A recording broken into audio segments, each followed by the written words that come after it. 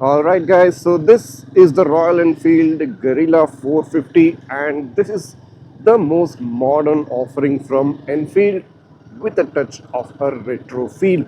So I was quite impressed when I first saw the Guerrilla 450 mainly because of its modern styling, modern design and updated features.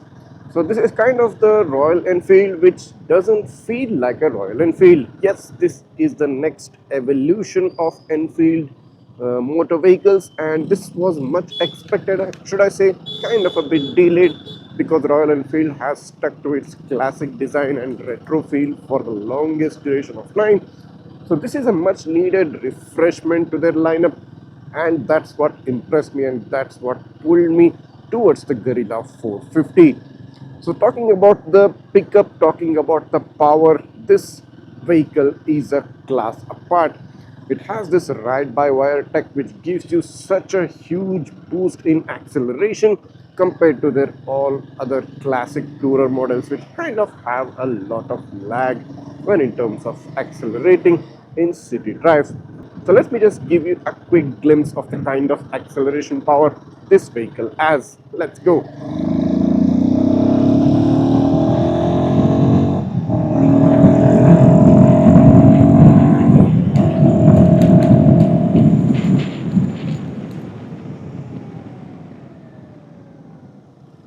So that was a quick burst of energy from the Sherpa engine, and the disc brakes are also working quite well.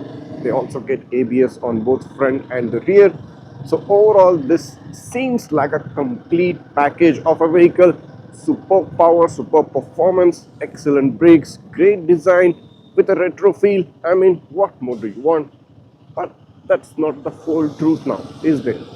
Because most of the other reviews which you see on YouTube of the Guerrilla 450, they don't stop praising the bike left, right and center. I mean, all everybody has to say are good things about this bike. Well, that's not the case in this video, because I'm going to be sharing honest ownership review, my personal review with the Guerrilla 450, and share all the good points of this vehicle, and along with that I'll also share you in which department, in which area the Guerrilla 450 still needs some work. So let's jump on. So one good thing which Enfield has got up in the Guerrilla 450 is the TFT LCD display right here. I mean, this has been carried over from the Himalayan and is a much needed refreshing change in the long lineup of their motorcycles.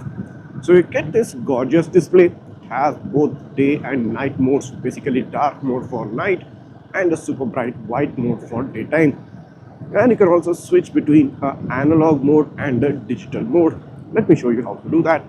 You have this mode button right here, so you just need to press and hold this button and the display changes from the analog to a digital one, as you see right now. So someone who is looking for a digital setup, who wants Google Maps to be shown up on the screen, they can go ahead and use this digital module.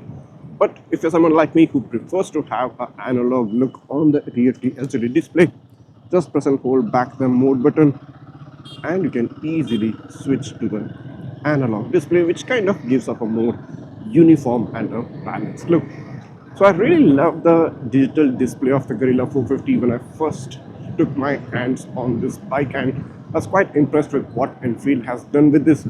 It is simple, it is minimalistic, it is straight to the point, no glamour added, no unnecessary features added, does the work what it needs to get done, and that's what really impressed me. One more area where Guerrilla has been a trendsetter, or should I say a segment leader, are its super beefy tires. Yes, the front tires gets a 120 section and the rear tires get a 160 section. So these are best in class. All other bikes come close to about 150 section at the rear, but the Guerrilla offering you a 160 gives you that broader macho look, gives you that great grip on the road and gives you confidence while cornering. The Guerrilla 450 will inspire confidence in your ride and you won't feel like the bike is going to let you down. One more cool thing about the Guerrilla is its super comfortable riding position. I mean, your hands are like totally relaxed, no need to overstretch them or understretch them a lot. And coming to in terms of what it gives you in terms of comfort in driving, Well, the slip and assist clutch is super quick and super easy. I mean, the previous Enfields had sort of a rigid feel to the clutch, but this one's super smooth and super easy to handle. The gear shifts are super quick, takes less than half a second. So that too adds to a lot of convenience in the Guerrilla 450 because you don't get strained about trying to change the gear every 2 minutes. One more cool thing about the Enfield, or should I say the Guerrilla 450, are its LED indicators. So you get LED indicators on both front and the rear. So these LED indicators at the rear especially are integrated within the tail light. So this is such a modern feel. This gives such a well designed feel, especially at the rear. One more cool thing which I really liked about the Guerrilla 450 is its radiator guard. So you can look at this all metallic silver radiator guard.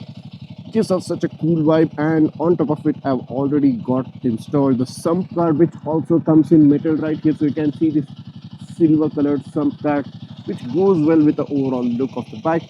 So having this radiator guard and sump guard all metallic in silver color is a definite plus point from my side.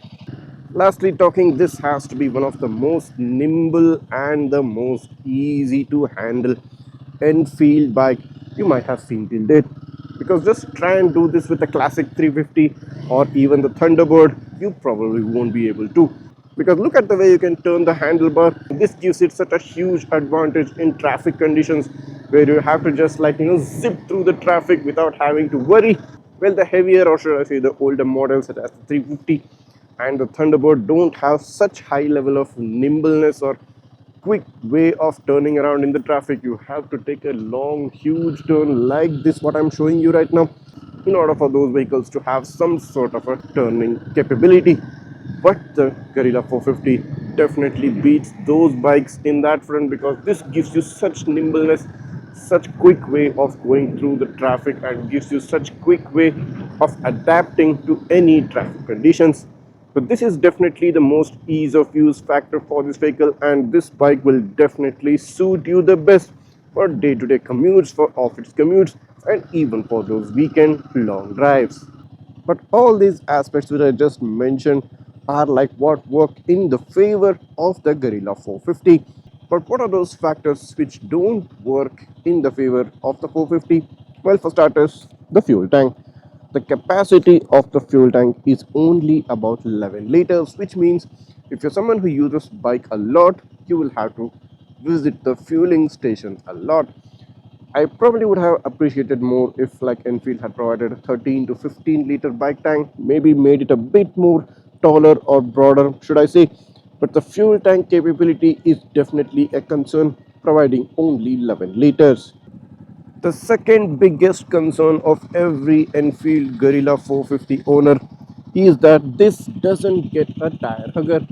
But what you're seeing right now is a third party tire hugger which I have installed in my 450. I bought this from Amazon, so this is not available by the OEM.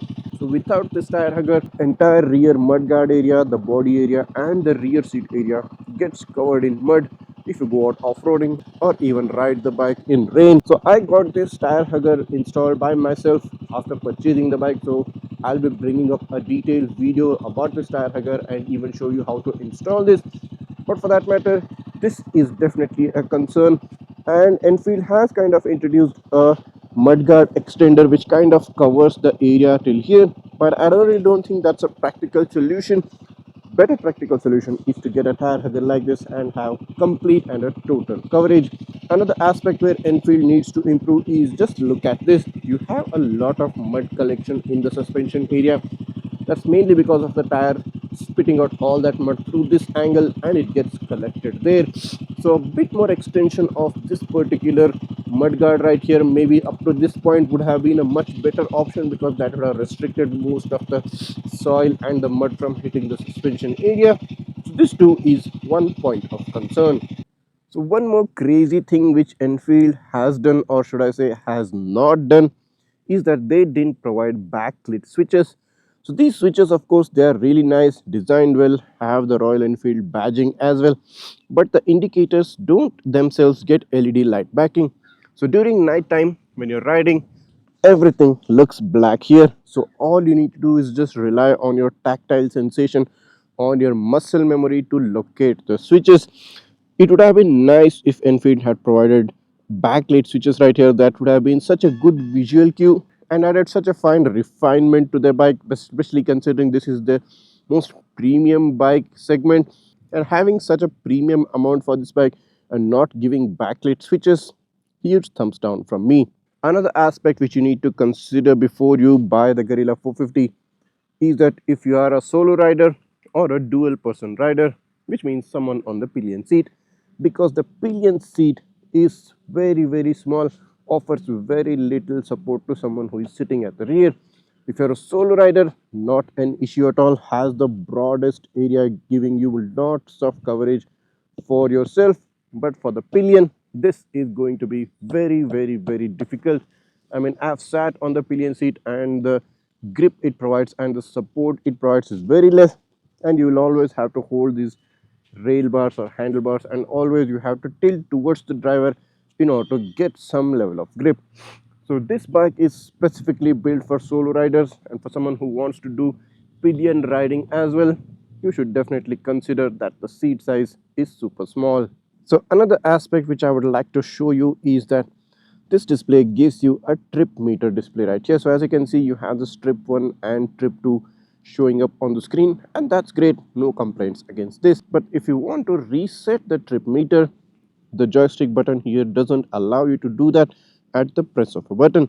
Well, first I thought just by pressing and holding the joystick button you will be allowed to reset the trip meter, but unfortunately that's not the case, because if you do want to reset the trip meter that's been provided right here, you need to head into the settings of this display and then come down to trip preference, head into that, and here you will find the reset trip option. So that's a crazy thing, I think, having to go through all such options just to get the trip meter reset. So that's something Enfield should have considered as well. So here's the Google Maps navigation being shown up on the TFT display, and this is a crazy good thing because hardly there are any bikes out there which give you a full Google Maps display. Of course, probably the Himalayan can do this, but this is a good thing about the Guerrilla 450. But what's bad is that this expects your phone to be always on, or should I say the screen to be always on. So as you can see, this is basically a video casting process. It's just like a wireless display casting to your smart TV.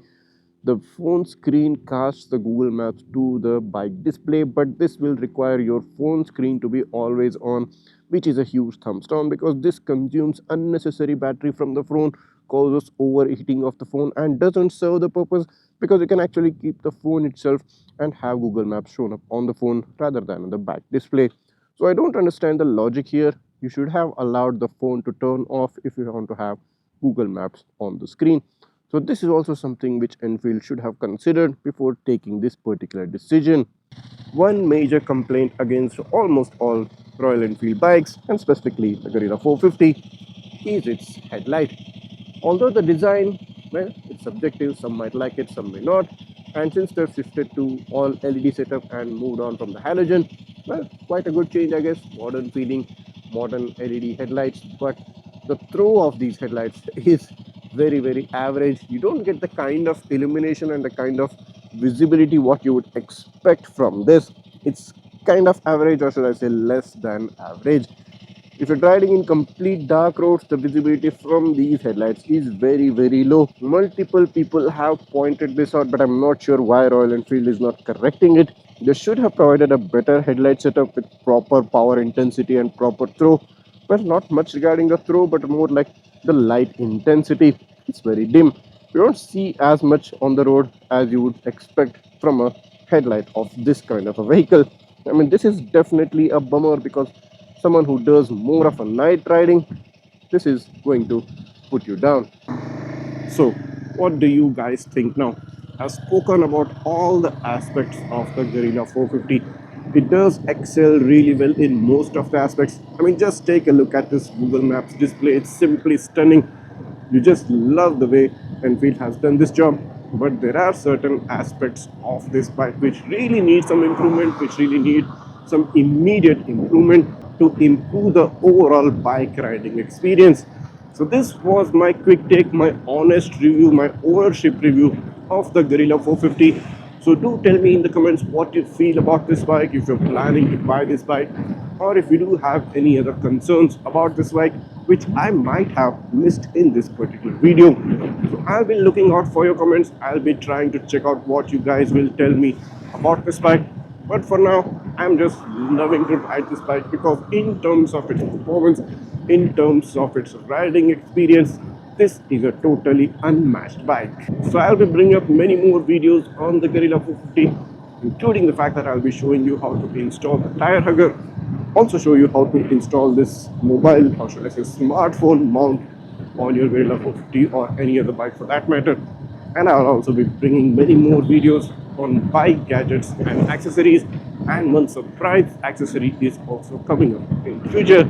So make sure you stay tuned to Gizmo Beat, make sure you subscribe to my channel and hit that like button and share this video with all your friends who are looking to buy the Guerrilla 450, because this is a critical video, this is an important video which everyone needs to see before they decide on getting the GRR 450. Keep riding and keep driving safe. See you in the next one.